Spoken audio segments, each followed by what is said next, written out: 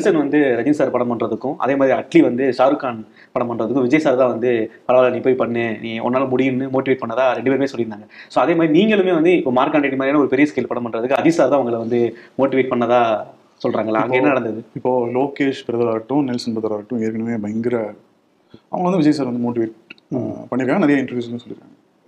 லைஃப்பில் நம்ம அம்மா அப்பாவை தாண்டி யாருமே மோட்டிவேட் பண்ண மாட்டாங்க நம்ம எப்பவுமே நினச்சிருப்போம். அதை தாண்டி ஒருத்தரோட வேர்ட்ஸ் வந்து பயங்கர ஸ்ட்ராங்காக மனசில் போய் ஆழமாக பதியும் போது பயங்கர சீரியஸாக எடுத்துக்கிட்டேன். சரி ஓகே, இதுலேருந்து நம்ம ஜானர் ஷிஃப்ட் பண்ணணும், இதுலேருந்து நம்ம எதுக்காக சினிமா பண்ணணுமோ அதுக்காக ஓடணும்னு சொல்லி முடிவு பண்ணி ரொம்ப ஸ்ட்ராங்காக ட்ரை பண்ணி எடுத்துகிட்டு வந்தது தான் மார்க் ஆண்டனி.